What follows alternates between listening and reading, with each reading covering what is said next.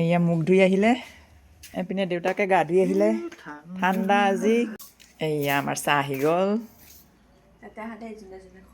বিচনাত পৰি যাব দেখোন বিচনাত এয়া খোলা চাপৰি পিঠা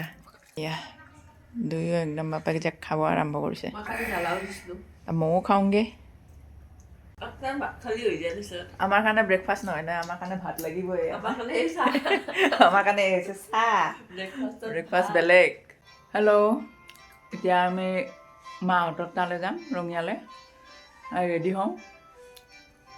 এয়া ছোৱালী আধা আধি ৰেডি হৈছে মই ৰেডি হওঁ আৰু আমি আহি ওলালোঁ আমি যাবলৈ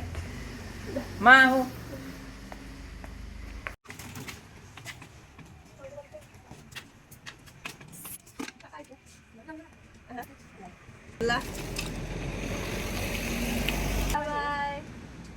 এয়া ই ৰিক্সা পালোঁ আমি এই ৰিক্সাত এতিয়া যাম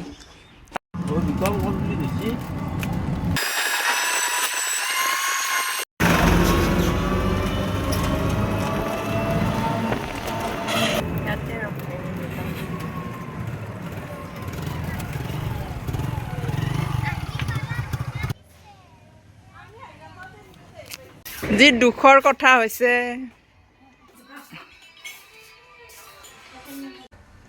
আমি ঘৰলৈ যাব ওলাইছিলোঁ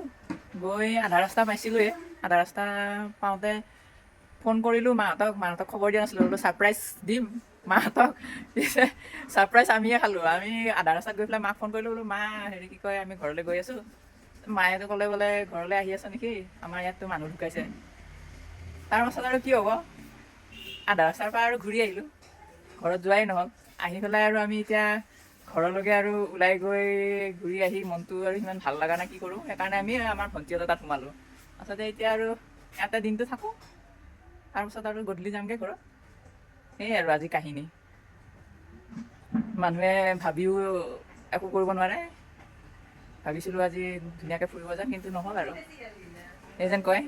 ভবা কথা নহয় সিদ্ধি বাটত আছে কণা বিধি এই হ'ল আজি আমাৰ ৰাস্তাত কণা বিধি আছিল আমি ঘৰ গৈয়ে নাপালোঁ এতিয়া এই ভণ্টিহঁতৰ ঘৰত সোমাই আৰু এয়া চাহ খাওঁ এইপিনে জলপাই খাই বোলে এয়া আমি উভতি আহিলোঁ ঘৰলৈ কি কৰিম আৰু উপায় নাই